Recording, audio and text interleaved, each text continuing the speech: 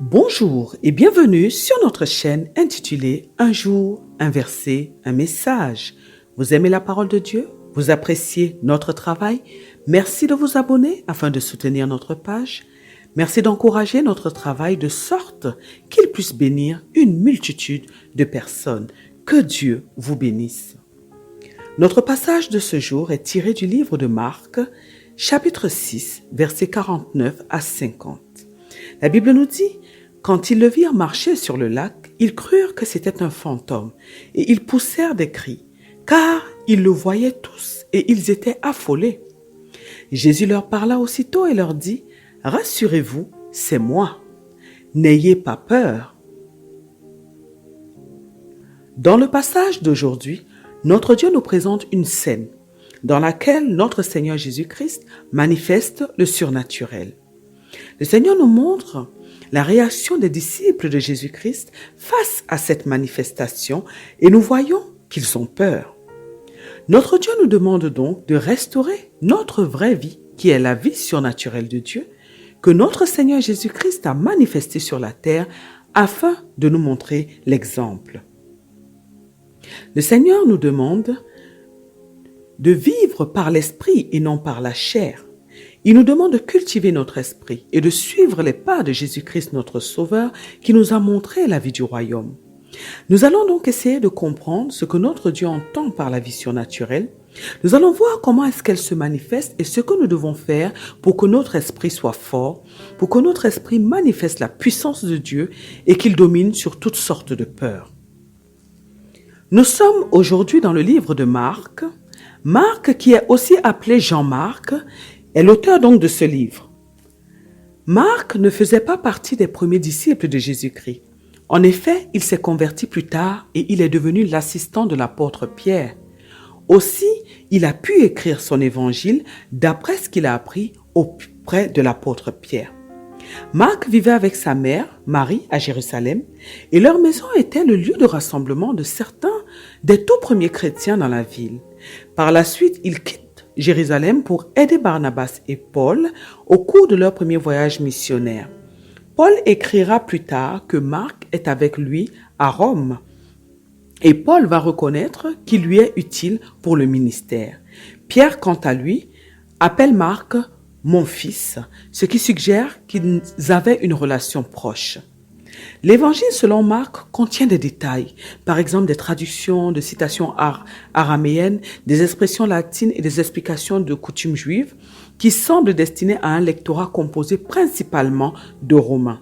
Et il s'agit en fait des gens venant d'autres nations païennes ainsi que des personnes converties au christianisme et très probablement à Rome et dans tout l'Empire romain. Beaucoup croient que Marc a pu se trouver à Rome avec Pierre pendant une période marquée par des terribles épreuves de la foi pour de nombreux membres de l'Église partout dans l'Empire romain. Et un tiers de l'évangile de Marc rapporte des enseignements et des expériences du Sauveur au cours de la dernière semaine de sa vie. Marc en effet témoigne que le Fils de Dieu souffrant a fini par triompher du mal, a fini par triompher du péché et de la mort.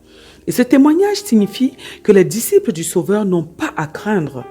Lorsqu'ils affrontent les persécutions, les épreuves et même la mort, en fait, ils ne font que suivre leur maître.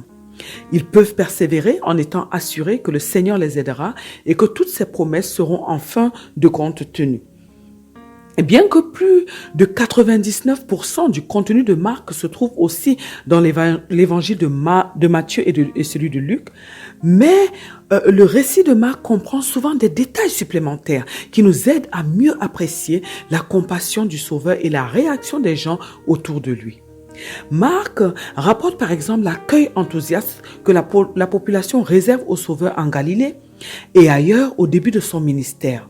Marc rapporte également avec soin la réaction négative des scribes et des pharisiens dont l'opposition passe rapidement du scepticisme au complot pour causer la perte de Jésus. Et parmi les thèmes importants que Marc développe, il y a la question de savoir qui est Jésus et qui comprend son identité, ainsi que le rôle du disciple, qui est quelqu'un en fait qui doit se charger de sa croix et qui doit donc suivre le Sauveur.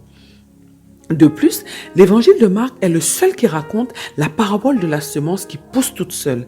Il raconte également la guérison d'un sourd-muet dans la région de la Décapole et il parle également de la guérison progressive d'un aveugle à Bethsaïda.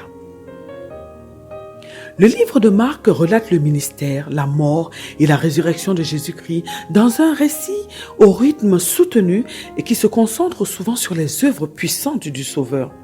Et la plus grande de toutes les œuvres du Sauveur est l'expiation sur laquelle Marc met l'accent parce qu'elle constitue en fait l'élément essentiel de la mission de Jésus, le Messie promis depuis longtemps. Et en étudiant donc le récit et le témoignage de Marc sur la manière dont le Sauveur a rempli sa mission expiatoire, nous pouvons donc nous convertir davantage à l'Évangile et trouver le courage de suivre notre Sauveur. Alors, nous voulons aujourd'hui nous concentrer sur la vie surnaturelle de Dieu que notre Seigneur Jésus-Christ a manifestée sur la terre. Nous voulons comprendre ce que notre Dieu entend par la vie surnaturelle. Nous voulons comprendre comment est-ce qu'elle se manifeste et ce que nous devons faire pour que notre esprit soit fort, pour que notre esprit manifeste la puissance de Dieu et qu'il domine donc sur toutes sortes de peurs. Dans notre passage précédent, qui était tiré du livre de Matthieu chapitre 10, du verset 29 au verset 31, nous avons vu la raison pour laquelle nous avons tant d'importance pour notre Dieu. Nous avons vu pourquoi malgré les ruses et les attaques de notre ennemi Satan, nous pouvons marcher dans l'assurance et de quelle manière nous pouvons faire afin que nous ne puissions pas céder à la peur. Et nous avons vu que nous sommes créés à l'image et à la ressemblance de Dieu, donc nous avons l'ADN de Dieu, nous avons toute la puissance, toute la capacité de Dieu en nous, et nous avons donc vu que nous lui ressemblons en tout en fait. Et nous avons dit que la Bible nous disait donc que Dieu a formé l'homme à partir de la poussière, de la terre, et qu'il a soufflé une partie de lui-même. Et du fait donc que la vie de Dieu est entrée dans cet être-là, cette vie est allée transformer l'enveloppe terrestre de cet homme, de cet être extraordinaire. Et parce que la vie de Dieu est dans cette enveloppe, alors nous sommes devenus en fait des êtres particuliers avec un fonctionnement particulier. Et nous avons dit que même ceux qui étudient le corps de l'homme, ceux qui étudient l'homme, se rendent compte en fait que ça dépasse en fait. C'est un mécanisme qui est vraiment complexe, c'est un mécanisme vraiment qui impressionne. Ces personnes sont émerveillées en fait par la complexité de l'être humain. Et nous avons donc dit qu'une partie de Dieu est en nous, qui est appelée l'esprit, et que bien que la mort est intervenue dans le jardin d'Éden, plus tard Dieu nous a donné un nouvel esprit. Et nous avons donc été réconciliés avec lui. Et aujourd'hui nous sommes donc devenus pleinement des hommes, des femmes et Dieu. C'est-à-dire nous sommes vraiment pleinement hommes, femmes, nous sommes pleinement Dieu. Et nous avons donc dit que nous sommes tel que Dieu est, ce qui veut dire que nous sommes esprit comme lui, que nous sommes amour comme lui, que nous sommes remplis de sa paix, que nous avons en nous le fruit de l'Esprit Saint à travers le Saint-Esprit qui vit dans notre esprit. Et donc, nous devons manifester le fruit de l'Esprit Saint en restaurant notre âme. Nous avons dit que nous devons donc comprendre que nous sommes un chef-d'œuvre en fait. Nous sommes le chef-d'œuvre de Dieu parce que nous sommes en réalité la continuité de Dieu sur la terre. Nous sommes des enfants de Dieu en qui Dieu a mis une partie de lui-même. Et c'est la première des raisons pour laquelle nous sommes vraiment très précieux, très chers pour notre Dieu parce qu'il a investi en fait en nous. Et il a investi une partie de lui-même et il ne peut pas donc se permettre de nous perdre. Et nous avons dit que la seconde raison qui justifie l'importance que notre Dieu nous donne, c'est le sacrifice qu'il a accompli à la croix pour nous sauver. Et nous avons dit que nous ne savons pas si nous connaissons une autre personne qui va décider de donner ce qu'il a de plus cher, son Fils unique, pour des personnes qui l'ont rejeté, pour des personnes qui lui ont tourné le dos. Et malgré ça, Dieu va nous prouver son amour. Et donc, parce qu'il a payé ce prix, ce très grand prix, pour nous racheter, pour acheter notre liberté, alors Dieu, nous pouvons comprendre pourquoi notre Dieu nous donne tant d'importance. Nous pouvons comprendre pourquoi il met autour de nous une si grande protection. Et nous avons dit que Dieu est toujours avec nous parce que la parole de Dieu nous fait comprendre qu'il est omniprésent, le ciel est son trône, la terre son marchepied. Il est toujours là. Il est devant, il est derrière, il est partout avec nous et il nous enveloppe de sa présence. Et c'est pourquoi nous avons dit que nous devons apprendre à entretenir sa présence en nous éloignant du péché, en faisant tout ce qu'il aime en fait et en rejetant tout ce qu'il n'aime pas. Et nous avons dit que parce que la présence de Dieu est avec nous, il nous écarte de tout danger et nous allons parfois remarquer des situations un peu bizarres autour de nous, mais c'est tout simplement parce que c'est la manifestation de la présence de Dieu qui va faire cela. Lorsqu'il y a un danger qui se présente, Dieu va réagir et en fait nous allons nous poser la question de demander mais comment ça se fait que la situation a changé? C'est tout simplement parce que notre Dieu est toujours avec nous et qu'il réagit avant même que les choses n'arrivent. Donc c'est vraiment merveilleux, merveilleux, merveilleux. Nous sommes très important, très précieux pour notre Dieu. Nous avons dit que notre sécurité est en fait la responsabilité de Dieu. Parce que désormais, nous vivons pour Dieu, nous ne vivons plus pour nous-mêmes. Donc Dieu a la responsabilité en tant que Père de nous protéger, de prendre soin de nous. Et Dieu fait très bien son travail parce que c'est un Père qui est vraiment responsable. Et nous avons dit qu'il y a une chose importante que nous devons vraiment apprendre à faire, c'est donc pratiquer l'amour envers Dieu et envers les hommes tout le temps. Parce que l'amour, en fait, là où l'amour règne, la présence de Dieu est vraiment palpable. Et l'amour, le fait de pratiquer l'amour va entretenir la présence de Dieu autour de nous. Et nous avons dit, nous ne devons surtout pas faire en sorte de sortir de la couverture de Dieu à cause du péché. Parce que lorsque nous sommes dans le péché, la présence de Dieu s'éloigne de nous parce que Dieu ne peut pas coopérer avec ce qui est du diable. Et donc nous devons tous les jours lutter afin de nous éloigner du péché. Nous devons en fait prier même pour demander à Dieu de mettre en nous la haine du péché, la haine du mal. Ce qui va nous permettre donc de marcher dans la sanctification, de marcher dans l'amour au quotidien et de marcher donc avec Dieu, de marcher avec le Saint-Esprit tout le temps et ainsi donc nous serons préservés. Et pour finir, nous avons donc dit que nous devons faire en sorte de ne pas céder à la peur. Dieu nous a tout donné, mais nous devons nous lever face à la peur. Nous devons refuser la peur. Parce que si nous laissons la peur nous envahir et que nous décidons en fait de choisir, de croire en ce que le diable nous dit plutôt que de croire en ce que Dieu nous dit lorsqu'il nous rassure, lorsqu'il nous dit qu'il est avec nous, lorsque nous savons qu'il est avec nous, alors le fait de croire en ce que le diable nous dit et de céder à la peur va faire en sorte d'éloigner donc Dieu de nous et d'empêcher Dieu en fait d'intervenir en notre faveur parce que c'est la foi qui donne à Dieu donc qui active l'action de Dieu dans notre vie. Mais lorsque nous sommes dans la peur, c'est la foi négative en fait et à ce moment-là, cette foi négative fait en sorte que Dieu ne peut pas intervenir en notre faveur.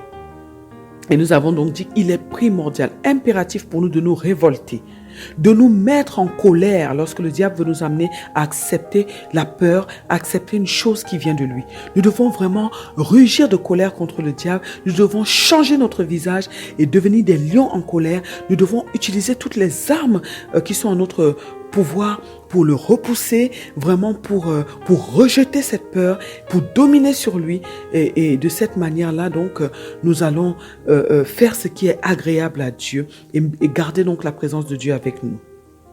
Nous savons que le diable fera toujours tout pour nous garder, pour nous ramener en fait dans la captivité, mais Jésus-Christ a tout accompli. Jésus-Christ nous a rendus libres et nous devons veiller et tout faire en fait pour garder, pour maintenir notre liberté, pour tenir tête à notre ennemi, de sorte que nous ne puissions pas du tout donc retourner dans l'esclavage. C'est très très important. Nous savons que nous avons reçu le courage, nous avons reçu la force, nous avons reçu la sagesse, nous avons reçu l'amour nécessaire pour résister au diable. Alors nous devons nous lever, nous devons décider de le faire et rien ne pourra nous empêcher donc de dominer sur notre ennemi au nom de Jésus-Christ. Alors, aujourd'hui nous voulons nous concentrer, comme nous l'avons dit, sur la vie surnaturelle. Nous voulons comprendre ce que c'est, cette vie que Christ a manifestée sur la terre. Et nous voulons donc comprendre aussi comment faire en sorte que nous puissions avoir un esprit fort et que nous puissions vraiment être remplis de la puissance de Dieu, de sorte que nous puissions donc dominer sur toutes sortes de peurs. Alors, Nous sommes donc dans le passage d'aujourd'hui, Marc chapitre 6, versets 49 à 50. Dans ce passage, notre Seigneur Jésus-Christ a obligé ses disciples à le devancer et à aller donc sur l'autre rive vers Bethsaïda, pendant que lui-même donc renverrait la foule. Ensuite, donc, il est allé sur la montagne pour prier. Et après sa prière, il a marché sur l'eau pour pouvoir donc rejoindre ses disciples qui étaient dans la barque. Et lorsque les disciples ont vu Jésus qui marchait sur l'eau, donc ils ont vu une silhouette sûrement, ils ont eu peur et ils ont pensé que c'était un fantôme. Et cette scène est vraiment très intéressante parce que est intéressante pour nous parce que bien que nous soyons des esprits avant tout, qui vivons dans une enveloppe charnelle, nous n'avons pas du tout été habitués à la vie de l'esprit, mais plutôt à la vie terrestre. En effet, étant des esprits, c'est-à-dire des êtres spirituels, nous devons en réalité vivre sur la terre comme des dieux que nous sommes, de par notre nature divine qui nous vient de notre Créateur. Nous sommes en fait des personnes qui avons un pouvoir qui nous permet de vivre le surnaturel divin, mais quand on nous regarde en tant que des enfants de Dieu, on voit uniquement des hommes et des femmes qui ont une vie ordinaire et qui tremblent lorsqu'ils sont face à ce qui devrait être naturel pour eux en tant que des esprits. Et notre Seigneur Jésus-Christ, nous le voyons, est venu rétablir les choses. Il est venu nous montrer le genre de vie que nous devons mener sur la terre en tant que des enfants de Dieu, en tant que des fils de Dieu. Les disciples ont donc eu peur et Jésus-Christ les a rassurés. Et par la suite, Pierre a demandé donc avant que Jésus les rassure, bien sûr, lorsqu'ils se sont rendus compte que c'était Jésus-Christ, Pierre a demandé donc à rejoindre Jésus. Et en cours de chemin, Pierre a eu peur et s'est enfoncé dans l'eau. Et notre Seigneur Jésus-Christ est venu à son secours et les deux sont retournés dans la barque. Et plus tard, lorsque le Saint-Esprit va se manifester à la Pentecôte, les disciples vont alors commencer à manifester leur nature spirituelle en accomplissant les mêmes choses que notre Seigneur Jésus-Christ a accomplies. Et nous qui sommes devenus des disciples de Jésus-Christ aujourd'hui, nous devons nous poser la question, est-ce que nous manifestons réellement cette nature divine? Parce que nous nous rendons compte que nous sommes encore en train de nous battre avec notre chair, alors que nous devons plutôt nous concentrer sur la manifestation de notre vraie nature. Le roi David nous a dit dans le livre de Psaume, chapitre 82, du verset 5 au verset 7, ceci. Verset 5, il nous dit, « Ils n'ont ni savoir ni intelligence, ils marchent dans les ténèbres. Tous les fondements de la terre sont ébranlés. » Et le verset 6, il nous dit ceci, « J'avais dit, vous êtes des dieux, mais vous êtes des dieux, vous êtes tous des fils du Très-Haut. » Verset 7, « Cependant, vous mourrez comme des hommes, vous tomberez comme un prince quelconque. » Oui, nous sommes des dieux. Mais nous ignorons qui nous sommes. C'est la raison pour laquelle nous nous conduisons comme notre ennemi parce qu'il nous a fait croire en fait que le surnaturel lui appartient alors que tout ce qu'il possède vient de Dieu en fait. Il l'a obtenu par la ruse. Nous devons donc restaurer les choses. C'est ce que Dieu attend de nous. Il est primordial pour nous de vivre comme des esprits que nous sommes. Il est primordial pour nous de manifester notre nature divine sur la terre car c'est ce qui nous permettra d'accomplir les desseins de Dieu sur la terre. Les disciples ont eu peur parce qu'ils avaient été formatés en fait. Tout ce qui était du surnaturel au moment où ils ont vécu ces expériences n'était pas naturel pour eux. Et tout ce qui était du surnaturel était forcément diabolique comme pour nous aujourd'hui dans la majorité des cas. Et pourquoi? Tout simplement parce que les disciples avaient été habitués à voir les manifestations des esprits mauvais. Et ils n'avaient pas eu l'habitude de voir des personnes, des serviteurs de Dieu manifester la puissance de Dieu, manifester le surnaturel. Et c'est la même chose pour nous. Nous sommes formatés depuis notre enfance et lorsque nous voyons une manifestation du surnaturel, nous pensons tout de suite que c'est une manifestation du diable. Mais le diable n'a pas de puissance, si ce n'est la puissance de Dieu qui l'a corrompu et qui l'utilise. Nous devons donc remettre les choses en ordre dans notre pensée. La puissance appartient à Dieu. Et lorsque nous voyons une manifestation du surnaturel, il vaut mieux penser, nous forcer en tous les cas, penser que c'est la puissance de Dieu qui agit plutôt que celle corrompue par le diable. Car il vaut mieux croire en Dieu que croire au diable. Nous comprenons alors que nous devons absolument restaurer notre âme et remettre chaque chose à sa place. Nous devons comprendre que nous sommes des dieux sur la terre et que nous devons vivre la vie surnaturelle plutôt que la vie charnelle. C'est-à-dire que nous devons plus cultiver et développer, plus prendre soin de notre esprit plutôt que de notre corps, comme nous le faisons, comme le font la majorité des hommes sur la terre. Nous remarquons que les hommes prennent plus soin de leur être extérieur que de leur être intérieur, qui est leur vraie personne en fait. Alors nous devons nourrir notre esprit tous les jours avec la parole de Dieu. Comme Dieu l'a demandé à Josué, nous devons méditer la parole de Dieu matin et soir. Nous devons la déclarer sur notre vie afin d'appeler les choses que nous voulons voir se manifester sur la terre. Il y a beaucoup de choses que nous voulons avoir, que nous voulons vivre et nous croyons que nous devons tout le temps aller vers Dieu afin de les lui demander. Alors que notre Dieu nous a donné sa parole qui, combinée à la foi, va nous permettre de créer tout ce que nous voulons voir. La Bible nous dit que tout est possible à celui qui croit. Ça veut dire que si nous sommes remplis de la parole de Dieu et que nous appelons les choses que nous voulons selon la volonté de Dieu et selon ce que la parole de Dieu nous dit, alors nous allons certainement voir ces choses se manifester dans notre vie, se manifester sur la terre. Nous devons également jeûner afin d'affaiblir notre chair et afin de rendre notre esprit fort et vif. Car plus notre corps est présent et moins notre esprit domine. Quand notre corps est affaibli, notre esprit a tendance à prendre le dessus. Et c'est la raison pour laquelle, en tant que des esprits, Dieu nous demande de ne pas manger avec excès. Nous devons compter sur Dieu pour tous nos besoins plutôt que sur les hommes. Et lorsque nous sommes par exemple malades, nous courons généralement tout de suite chez le médecin ou nous courons dans notre armoire à pharmacie pour prendre un médicament alors que nous avons notre Dieu, Dieu qui guérit en fait. Même les médecins reconnaissent qu'il soigne, mais que c'est Dieu qui guérit. Nous avons la parole de Dieu qui a une puissance et qui amène le surnaturel à se manifester dans nos vies. Nous devons donc prier sans cesse afin de nous ressourcer auprès de notre Dieu, afin de nous fortifier en Dieu. Nous devons tout simplement suivre les pas de Jésus-Christ. Nous devons étudier la vie de Jésus-Christ et suivre absolument les pas de Jésus-Christ.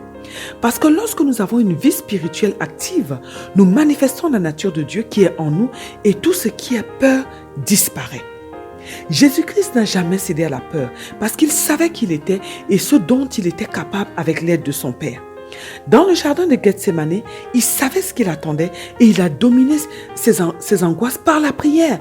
En priant, à force de prier, Dieu lui a envoyé un ange qui est venu le fortifier. Et là, c'était une situation particulière. Il devait porter le poids des péchés du monde. À part ce moment particulier, il n'a jamais eu ressenti, ou en tout cas, même s'il a ressenti de la peur, il n'a jamais cédé à la peur, il n'a jamais cédé, il n'a jamais eu peur de quoi que ce soit. Il était au courant des complots que les gens formataient contre lui. Il savait ce que les gens pensaient de lui, mais il ne le manifestait pas. Il les regardait, tout simplement. Et il continuait de faire sa mission, le travail pour la mission pour laquelle son Dieu l'avait envoyé sur la terre. Du moins, c'est la mission pour laquelle il avait choisi de venir parce qu'il a décidé de donner sa vie par lui-même. Et si nous développons notre vie spirituelle, nous serons des hommes et des femmes éveillés. Notre esprit sera vif. Nous allons comprendre beaucoup de choses de la vie spirituelle et nous n'aurons plus peur de rien parce que nous allons comprendre que c'est Dieu qui détient la puissance et que nous pouvons dominer sur le diable parce que notre esprit est fort, parce que nous sommes un avec le Saint-Esprit, parce que nous marchons avec la puissance de Dieu en permanence. C'est vrai que les disciples n'ont pas tout de suite manifesté la vie spirituelle. La Bible nous dit qu'ils sont restés ensemble, dans la communion, dans l'amour, dans la prière, afin d'attendre la venue du Saint-Esprit. Et lorsque le Saint-Esprit est venu, on ne les a plus reconnus. En fait, pendant ce temps d'attente, ils se sont préparés, de sorte que lorsque le Saint-Esprit est venu, ils étaient déjà transformés.